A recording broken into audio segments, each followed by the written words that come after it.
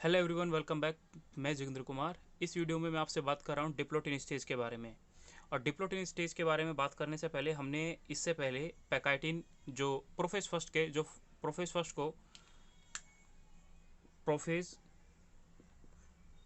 को ये ग्रुप है। इस ग्रुप को 5 सब ग्रुप में डिवाइड किया गया था।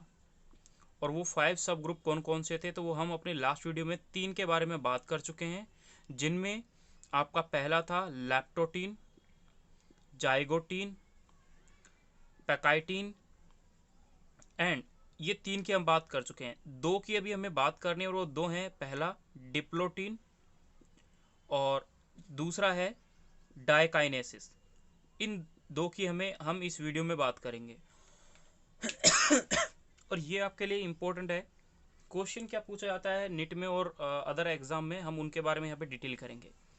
पहला चीज़ यहाँ पे पहले क्वेश्चन तो आपको ये पढ़ना है कि in diplotene stage dissolution of synaptonemal complex is takes place.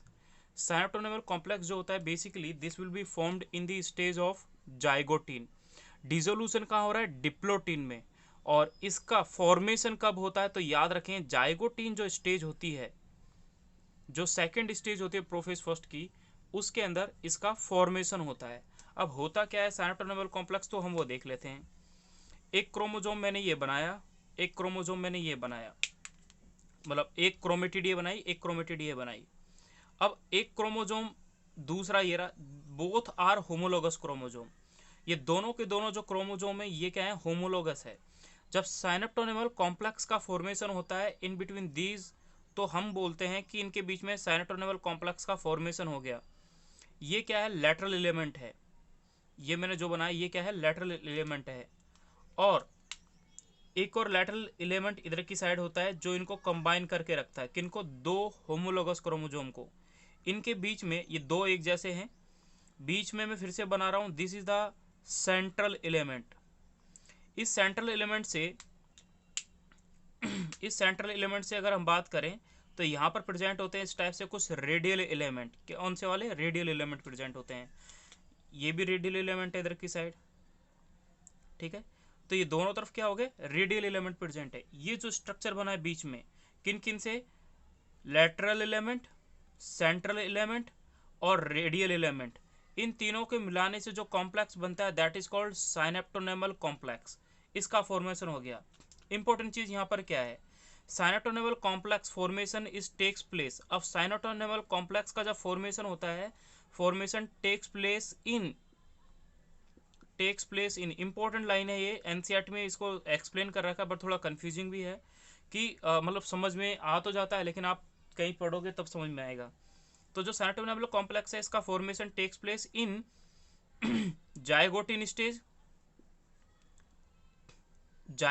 Stage by 2 homologous chromosome. ये जो वर्ड लास्ट में लिख रहा हूं होमोलोगस क्रोमोजोम, ये इंपॉर्टेंट है कि होमोलोगस क्रोमोजोम के बीच में जब होमोलोगस 2 क्रोमोजोम, एक होमोलोगस क्रोमोजोम ये रहा, एक होमोलोगस क्रोमोजोम ये रहा। अब होमोलोगस क्रोमोजोम क्या होता है?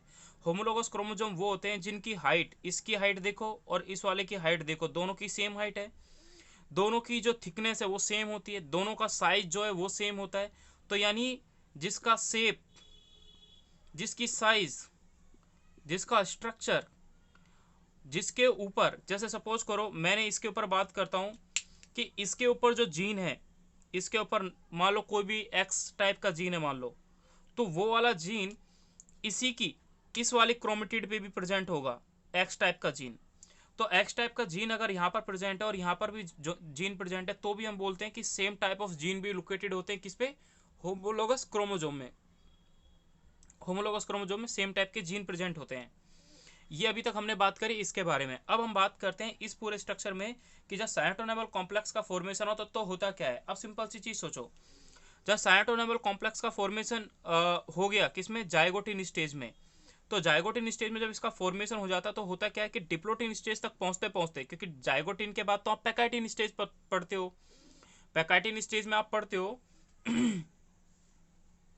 मैं पैकाइटिन के बारे में थोड़ा फिर यहाँ पे एक्सप्लेन करता हूँ इसको समझाते हुए कि पैकाइटिन स्टेज में होता क्या है कि जब आप पैकाइटिन स्टेज पे जाते हो, इसके जस्ट बाद कौन सी स्टेज होती है? पैकाइटिन स्टेज होती है। पैकाइटिन स्टेज होती है। उस पैकाइटिन स्टेज में ये होता है कि दो होमोलोगस क्रोमोजोम है, एक होमोलोगस क्रोमोजोम ये रहा और एक क्रोमोजोम ये रहा। जब इनके बीच में इस टाइप का स्ट्रक्चर बना होता है तो होता क्या है कि ये पार्सली एक दूसरे को ओवरलैप करते हैं, जिसकी वजह से इसको बोलते हैं कि ये क्रॉसिंग ओवर हो गया। क्रॉसिंग ओवर होगा मतलब क्या? इसका ये वाला सेगमेंट, एक सेगमेंट यहाँ पर आ जाता है क्रॉसिंग ओवर होने की वजह से, और एक सेगमेंट यहाँ पर ट्रांसफर हो जाता है। मैंने इस स्ट्रक्चर में नहीं दिखाया, बट इस स्ट्रक्चर में भी ऐसे ही होता है जब हम डिसोल्यूशन ऑफ साइनोप्टोनेवल कॉम्प्लेक्स की बात करते तब। बट ये मैंने अभी इसमें ये बताया कि ये साइनोप्टोनेवल कॉम्प्लेक्स का फॉर्मेशन कैसा हुआ, या हम बोलते हैं इसको बाइवैलेंट स्ट्रक्चर। और बाइवैलेंट स्ट्रक्चर जो होता है, ये बाइवैलेंट क्रोमोजोम, यानी बाइवैलेंट क्रोमोजोम जो होता है ये कहाँ बनता है? जाइगोटीन में बनता है। आप हमारे लास्ट वीडियो को देखें, उसमें आपको अच्छे से समझ में आएगा कि जाइगोटिन स्टेज में ही बायोवेलेंट क्रोमोजोम का फॉर्मेशन होता है और वहीं पे साइनोप्टोनेवल कॉम्प्लेक्स का फॉर्मेशन होता है, तो उसी बेसिस पे हम ये बोलते हैं। लेकिन जब पैकाइटिन स्टेज में आते हैं तो पैकाइटिन स्टेज में कुछ अलग अलग स्टेजेस इन्वॉल्व होती है।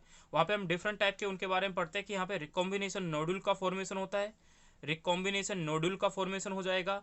एक एंजाइम इन्वॉल्व होता है रिकॉम्बिनेज एक एंजाइम इन्वॉल्व होता है जो इंपॉर्टेंट है और जो सन 2016 का नेट का क्वेश्चन रह चुका है, उसमें पूछा गया है। दूसरा, इसका जो कॉम्प्लेक्स स्ट्रक्चर है, इसमें कौन कौन से एंजाइम या फिर किस टाइप के मिक्सर होता है इसके अंदर, उसके बारे में हमने डिटेल किया अपने लास्ट वीडियो में। बाद में हम पढ़ते हैं कि पैकाइटिन स्टेज में एक और चीज़ इन्वॉल्व होती है जो सबसे इंपॉर्टेंट है, जिसको होता है क्रॉसिंग ओवर। और क्रॉसिंग ओवर होने की वजह से होता क्या है कि जब दो क्रोमोजोम, एक क्रोमोजोम मैंने ये बनाया, ठीक है, एक क्रोमोजोम मैंने ये बनाया, तो इस स्ट्रक्चर को बोला था क्रॉसिंग ओवर। ये क्रॉसिंग ओवर हो गए। अब क्रॉसिंग ओवर होने की वजह से बाद में क्रॉसिंग ओवर, यानी इन्हीं में क्रॉसिंग ओवर होती है इस टाइप से। ये नहीं कि अब तुम सोचोगे कि भाई डिसोल्यूशन ऑफ साइनोप्टोनेवल कॉम्प्लेक्स हो गया, हाँ ठीक है, बट ये बाद में होता है। क्यों? क्योंकि इससे पहले तो बाइवेलेंट का फॉर्मेशन हो गया। बाइवेलेंट के इस स्ट्रक्चर के बाद जस्ट फॉर्मेशन होता है इस वाले स्ट्रक्चर का। मैं इन पूरे के ऊपर एक सिंगल वीडियो बनाऊंगा जो बहुत ही इंटरेस्टिंग और बहुत ही बढ़िया होगी, जो आपको समझने के लिए बहुत ही हेल्प करेगी इस पूरे चैप्टर को, क्योंकि पूरे चैप्टर की जो इंपॉर्टेंट जहाँ से क्वेश्चन पूछे जाते हैं और जब बच्चे फंसते हैं क्वेश्चन समझने में, मैं उसके लिए एक सिंगल वीडियो बनाऊंगा जिसमें आपको बहुत अच्छे से हर स्टेज के बारे में मैं एक्सप्लेन करूंगा जब ये चैप्टर पूरा कंप्लीट हो जाएगा। इसलिए आप जुड़े हमसे और शेयर करें हमारे वीडियो को, ताकि और आपके फ्रेंड्स देख सकें या फिर और भी लोगों का इसका फ़ायदा हो सके। बट अभी हमने क्या देखा, जब क्रॉसिंग ओवर हो जाती है तो ये यहाँ पर रिकॉम्बिनेशन नोडुल का फॉर्मेशन होता है। एक्चुअली इसी को नोडुल कहा जाता है, बट मैं बोल रहा हूँ कि यहाँ पर भी एक रिकॉम्बिनेशन नोडुल का फॉर्मेशन होता है। इस टाइप की जो कंडीशन होती है उसको बोलता है रिकॉम्बिनेशन। रिकॉम्बिनेशन मतलब क्या? जब एक लोकेशन से रिकम्बाइन करते हैं दोबारा से, तो रिकम्बाइन करा, कट करा, इसका हाफ आर्म यानी स्मॉल सेगमेंट ऑफ क्रोमेटिड जो होती है वो कंबाइन करती है अदर क्रोमोसोम के साथ, यानी लेकिन होमोलोगस होना चाहिए। तो ये क्रॉसिंग ओवर हो गया। क्रॉसिंग ओवर होने से इनका जो जेनेटिक मटेरियल है कुछ एक्सचेंज हो जाता है। ये किसकी वजह से हुआ है? ये क्रॉसिंग स्ट्रक्चर की वजह से हुआ, यानी क्रॉसिंग ओवर होने की वजह से हुआ है। ठीक है, अब स्टेज में हमने बात करा कि भाई यहाँ पर डिसोल्यूशन ऑफ साइनोप्टोनेवल कॉम्प्लेक्स हो गया। अब पैकाइटिन के बाद स्टेज आती है डिप्लोटिन। अब डिप्लोटिन स्टेज में आपने पढ़ा, डिप्लोटिन स्टेज में हम आगे पढ़ते हैं कि होता क्या है। अब यहाँ पर आपने अभी जस्ट देखा कि मैंने ये बताया कि अब ये डिप्लोटिन स्टेज में अगर एक क्रोमोजोम आ जाता है तो होता क्या है कि इनके बीच में जब ये साइनोप्टोनेवल कॉम्प्लेक्स यानी एक आर्म, मैं इसको अभी पूरा ही रहने देता हूँ आपको समझने हेल्पफुल रहेगा, ये बना रहता है बीच में, लेकिन इनकी आर्म्स की क्रॉसिंग ओवर हो जाती है। किस स्टेज में हो जाती है? किस स्टेज में हो जाती है? आप उस चीज़ का ध्यान रखें कि इनकी क्रॉसिंग ओवर किस, मैं अभी चेंज कर देता हूँ, इनका क्रॉसिंग ओवर हो जाता है किस स्टेज में हो गया था? पैकाइटिन स्टेज में। अब पैकाइटिन स्टेज में इसकी जो क्रोमेटिड की आर्म है ये देखो चेंज हो गई है, दोनों आर्म मैंने अलग अलग बना दी कुछ कुछ। तो अब इस स्टेज में हम बोलते हैं कि जब यहाँ पर आर्म की क्रॉसिंग हो रही होती है तो सबसे इंपॉर्टेंट एक और कैरेक्टर आता है किसमें? डिप्लोटिन में, कि यहाँ पर कियाजमेटा का फॉर्मेशन होता है। किसका? कियाजमेटा का फॉर्मेशन होता है। कियाजमेटा का जब फॉर्मेशन हो जाएगा तो कियाजमेटा होता क्या है तो हम उसके बारे में देख लेते हैं। होता क्या है, सबसे पहले इस स्ट्रक्चर को ध्यान दें कि डिप्लोटिन स्टेज में जब डिसोल्यूशन ऑफ साइनोप्टोनेवल कॉम्प्लेक्स हुआ, यानी इसका डिसोल्यूशन हो गया, ये पूरा कॉम्प्लेक्स जो है इसका डिसोल्यूशन हो गया, तो ये जो क्रोमेटिड है ये एक दूसरे के कहाँ जाएंगी, पास हो जाएंगी। तो सबसे इंपॉर्टेंट चीज यहाँ पर ये होती है कि कियाजमेटा का फॉर्मेशन होता है नॉन सिस्टर क्रोमेटिड के बारे में। नॉन सिस्टर क्रोमेटिड के बीच में किसका फॉर्मेशन होता है, उस चीज को याद रखें। जब non sister chromatid crossing over करती हैं तब जाके किसका फॉर्मेशन होता है, कियाजमेटा का। अब एक क्रोमोजोम ये है, एक क्रोमोजोम ये है, बोथ आर डिफरेंट क्रोमोजोम, लेकिन जब क्रॉसिंग ओवर हुआ, क्रॉसिंग ओवर होने की वजह से ये स्ट्रक्चर अब मैं कुछ इस टाइप से बनाऊंगा, उस पर ध्यान दें आप कि कियाजमेटा का फॉर्मेशन कैसा हुआ। एक क्रोमोजोम मैंने ये बनाया, ठीक है, एक क्रोमोजोम मैंने ये बनाया, लेकिन जब इनके क्रॉसिंग ओवर पहले ही हो गई, क्रॉसिंग ओवर कब हो गई थी, क्रॉसिंग ओवर हो गई थी पैकाइटिन स्टेज में। अगर क्रॉसिंग ओवर वहां हो गई तो इनमें सिगमेंट में पहले ही कुछ ना कुछ चेंजेस आ गया, यानी कुछ इस टाइप से स्ट्रक्चर बना जाएगा ये वाला, ठीक है। अब ये इस टाइप से स्ट्रक्चर बना क्रॉसिंग ओवर होने की वजह से, किस स्टेज में, पैकाइटिन में हो गई। अब यहाँ पर डिसोल्यूशन ऑफ साइटोमिनल कॉम्प्लेक्स हुआ, जिसकी वजह से ये जो स्ट्रक्चर बनता है, ये जो स्ट्रक्चर बनता है, दिस स्ट्रक्चर, इस वाले को बोला जाता है कियाजमेटा। कियाजमेटा यानी chiasmata is form when the non sister chromatid, non sister chromatid मतलब क्या, हम बात करते, मैं गिनती कर रख देता हूं, 1 2 3 4, मैंने बात करी, मैं यहाँ पे बात करता हूं 1 एंड 2 और 3 एंड 4, ये दो हैं, यानी ये वाले दो और ये वाले दो, ये दोनों आपस में, ये दोनों आपस में क्या होते हैं, सिस्टर क्रोमेटिड होते हैं। क्या होते हैं, सिस्टर क्रोमेटिड होते हैं। लेकिन मैंने बात करा 1 एंड 4, 1 एंड 3, या मैंने बात करा 1 एंड 4, या मैंने बोला 2 एंड 3, और या फिर मैंने बोला 2 एंड 4, ये पूरा जो स्ट्रक्चर होता है ये क्या होता है, नॉन सिस्टर क्रोमेटिड होती हैं। ये क्या होती है, नॉन सिस्टर क्रोमेटिड होती हैं। तो पीएमटी में कंफ्यूजिंग क्वेश्चन ये आता है कि chiasmata formation is takes place in sister chromatid, तो हम बोलो कि no, the chiasmata formation is takes place in the non sister chromatid. तो यहाँ पर नॉन सिस्टर क्रोमेटिड का फॉर्मेशन हुआ, और नॉन सिस्टर क्रोमेटिड का जब फॉर्मेशन हो जाता है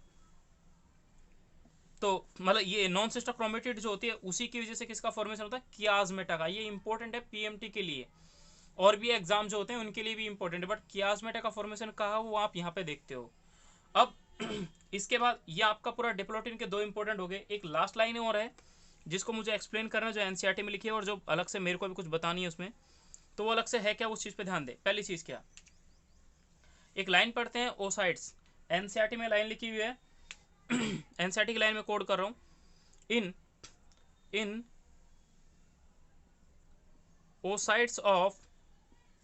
ओसाइट्स ऑफ सम वर्टिब्रेट्स, अगर कुछ वर्टिब्रेट्स के ओसाइट्स की अगर बात की जाए तो जो डिप्लोटीन स्टेज है, कौन सा स्टेज, जिस स्टेज को हम पढ़ रहे हैं, ये डिप्लोटीन स्टेज है, it can be last 2 month or year, 2 महीने भी हो सकते हैं और साल भी लग सकती है। यानी क्या, हम सिंपल सी बात करते हैं कि oocytes ऑफ वर्टिब्रेट्स, oocytes क्या, oocytes होता है फीमेल की ओवेरी के अंदर जो गैमेट्स बनते हैं, यानी एक बोलते हैं प्राइमरी ओसाइट, प्राइमरी ओसाइट्स, फिर बोलते हैं सेकेंडरी ओसाइट, उस सेकेंडरी ओसाइट से रिलीज होता है ओवम, सेकेंडरी ओसाइट से रिलीज होता है ओवम। ये जो ओवम होता है, इसी टाइप से मैं बोल रहा हूँ कि जो ये ओसाइट की बात कर रहा है, in oocytes of some vertebrates diplotene is last 2 month or year, यानी ये ओसाइट का जो फॉर्मेशन होता है, एक्चुअली फीमेल की ओवरी में जो स्टार्टिंग में फॉर्मेशन होता है उसके एग का, तो जब एग का फॉर्मेशन होता है तो उसका स्टेज यहीं से शुरू होता है, प्राइमरी ओसाइट, सेकेंडरी ओसाइट, फिर उसके बाद में ओवम का फॉर्मेशन होता है। लेकिन ये जो ओसाइट स्टेज होती है, इसका जो फॉर्मेशन होता है, ये इसमें जब डिप्लोटिन स्टेज चल रही होती है तो वो डिप्लोटिन स्टेज काफ़ी बार 2 महीने भी ले सकती है, या फिर जो ईयर लिखे हैं वो ईयर होते हैं इसमें 10 से 15 साल, यानी 10 से 15 साल ले सकते हैं, 10 to 15 ईयर। पूरे लग जाते हैं किसके लिए, डिप्लोटिन स्टेज को पूरा करने के लिए। ठीक है, तो सबसे चीज इंपॉर्टेंट क्या है कि in vertebrates oocytes of some vertebrates the diplotene is takes 2 month, और यानी 2 महीने के बाद ये कंप्लीट होती है, लास्ट 2 मंथ में कंप्लीट होगी, या फिर कुछ 10 to 15 ईयर लेती है, तब जाके ये डिप्लोटिन स्टेज इन फीमेल की ओवरी के अंदर जो ओसाइट्स होते हैं उसको कंप्लीट करने में लग जाते हैं। अब इसी के लिए एक सबसे इंपॉर्टेंट चीज मेरे को एक और लाइन और बतानी है, ये ह्यूमन के लिए, वर्टिब्रेट्स में ह्यूमन को ज्यादातर एग्जांपल में रखते हैं, तो आप ऐसे याद रखें। ठीक है, अब सेकेंडरी ओसाइट्स मैं एक और यहाँ पे इंपॉर्टेंट लाइन के बारे में डिस्कस कर रहा हूँ, जो लैम्ब्रूस एक क्रोमोजोम पढ़ते हो आप, लैम्ब्रूस क्रोमोजोम।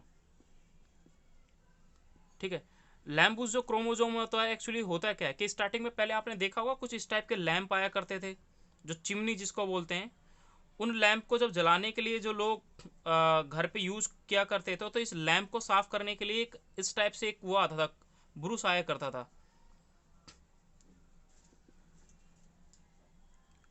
मतलब इस टाइप से एक ब्रूस आया करता था। तो उस ब्रूस से इस चिमनी को, यानी जो ये स्ट्रक्चर बना हुआ जिसको लैंप बोलते हैं, इस लैंप के अंदर जो ब्रूस बनता है, उस लैंप को साफ करने के लिए इस टाइप के ब्रूस को यूज किया जाता है। इसलिए इस स्ट्रक्चर को इसी के नाम पे रखा गया है कि लैम्ब्रूस क्रोमोजोम, क्योंकि इसका स्ट्रक्चर इस टाइप से होता है और ये बहुत लॉन्गेस्ट होता है, बहुत बड़ा होता है। एक्चुअली अभी तक आपने पढ़ा कि ओसाइट्स और ह्यूमन बीइंग के अंदर तो ओसाइट्स का फॉर्मेशन होता है, जहां पर डिप्लोटिन स्टेज है वो कुछ महीनों से कुछ सालें ले सकती है कंप्लीट करने के लिए, वो फीमेल के ओसाइट्स में होता है। लेकिन अगर हम बात करें कि अदर क्रोमोजोम, जैसे एम्फीबियंस के बारे में बात किया, बर्ड्स के बारे में मैंने बात करी, मैंने रेप्टाइल्स के बारे में बात करी, तो रेप्टाइल्स इसके लिए यानी लैम्बूस क्रोमोजोम का जो अगर मैंने एग्जांपल दिया, तो आप एग्जांपल में बोलोगे एम्फीबियन, एम्फीबियंस पहला, दूसरा मैंने बोला रेप्टाइल्स, मैंने बोला बर्ड्स, ये सारे के सारे के अंदर किसका फॉर्मेशन होता है, लैम्बूस क्रोमोजोम का। और लैम्बूस क्रोमोजोम उस बेसिस पे कहा गया कि जो पहले एक टाइम पे लैंप आया करता था, उस लैंप को साफ करने के लिए एक ब्रूस यूज किया जाता था, और उसी ब्रूस के जो शेप था वो सेम इस क्रोमोजोम के लुक लाइक स्ट्रक्चर था, उसी बेसिस पे इसको क्लासीफाई किया गया। ठीक है, तो इसलिए लैम्बूस क्रोमोजोम याद रखें, ये एक लॉन्गेस्ट होता है। दूसरा, इसका जैसे एक एक क्या बोलते हैं, एक इंसेक्ट होता है, उसकी सेलेवरी जो ग्लैंड होती है, उस सेलेवरी ग्लैंड में ये लैम्ब्रूस क्रोमोजोम पाया जाता है, ड्रोसोफिला।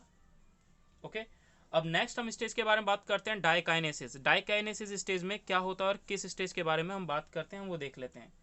ठीक है, now last one stage, that is A fifth stage, that is a diakinesis.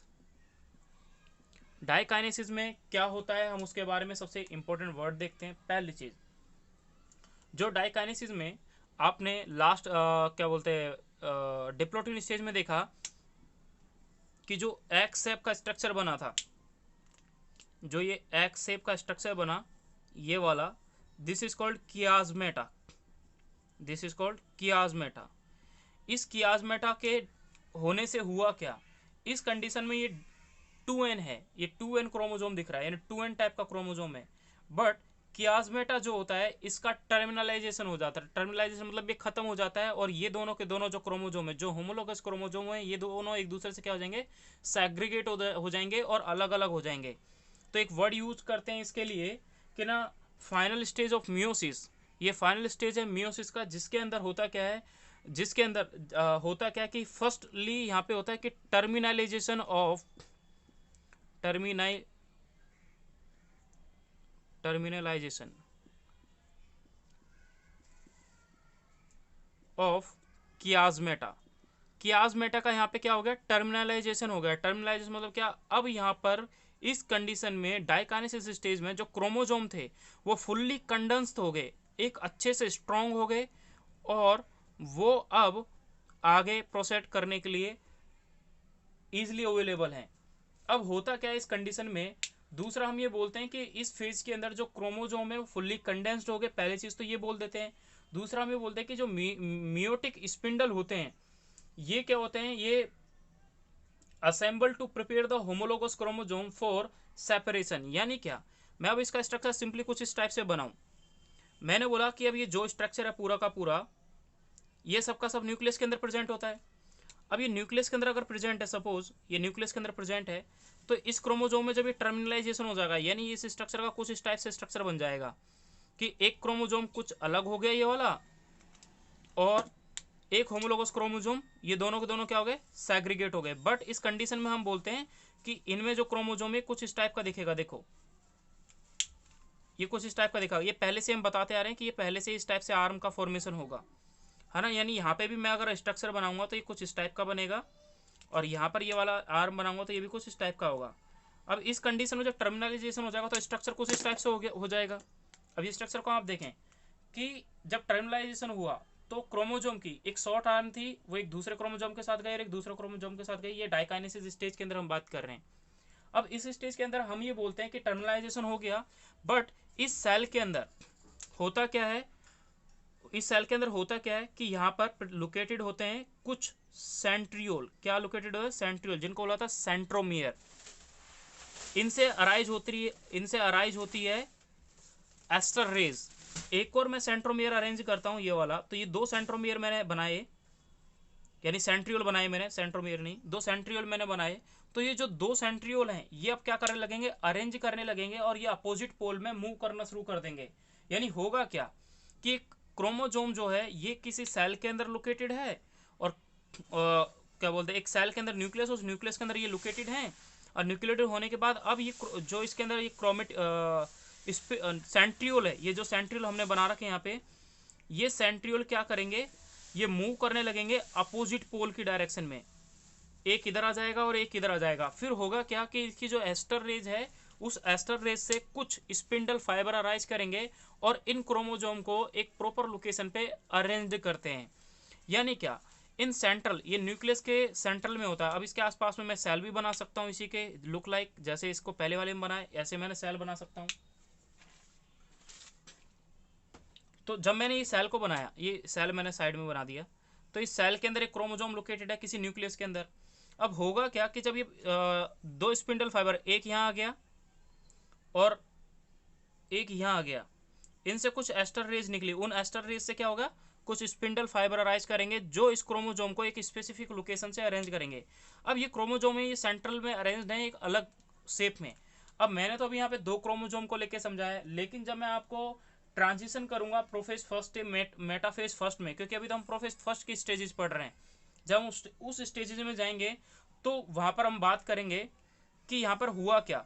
यहाँ पर ये हुआ कि इनसे कुछ एस्टर रेज अराइज करी, और वो एस्टर रेज इनके सेंट्रोमियर से अटैच होती हैं, जो इनको अरेंज करती हैं, जो इनको अरेंज करती हैं। बाद में किस टाइप से अरेंज करेंगी वो हम प्रोफेज, जो हमारा नेक्स्ट वीडियो का, हम उसके बारे में इसमें डिटेल करेंगे। अब मैंने ये बताया कि डाइकाइनेसिस स्टेज में मैंने यहाँ पे न्यूक्लियर मेम्ब्रेन बना रखी है, यहाँ पर भी न्यूक्लियर मेम्ब्रेन बना रखी है। बट याद रखें कि प्रोफेज फर्स्ट में, जब प्रोफेज फर्स्ट की आपसे बात की जाएगी तो प्रोफेज फर्स्ट के एंड फेज में, यानी डाइकाइनेसिस में क्या होता है उस चीज़ के बारे में आप ध्यान रखें कि डाइकाइनेसिस में endoplasmic reticulum, nuclear membrane, nucleolus, ये सब के सब क्या हो जाता है, डिसअपियर हो जाते हैं। डिसअपियर मतलब ये डिसइंटीग्रेट कर जाएगी, न्यूक्लियर मेम्ब्रेन विल बी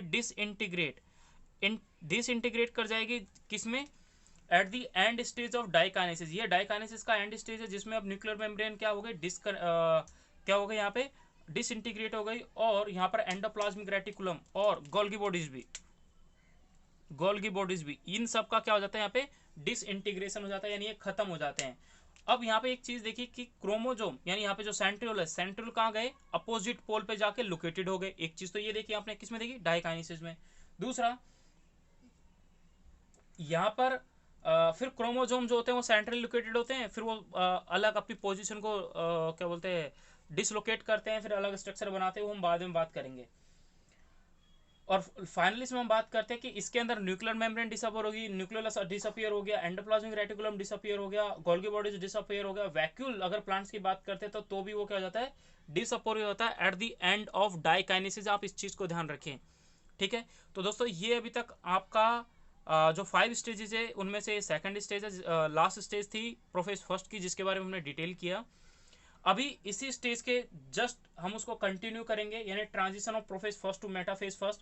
वो हमारी नेक्स्ट वीडियो होगी, जिसमें आप देखेंगे कि transition of prophase first to metaphase first क्या होगा, और फिर आगे वहाँ पे जो पीएमटी का क्या क्वेश्चन बनता है, फिर आपके नीट में या फिर आपके 11th के एग्जाम में कौन सा क्वेश्चन वहाँ से पूछा जा सकता है, हम उसके बारे में अपनी नेक्स्ट वीडियो में डिटेल करेंगे।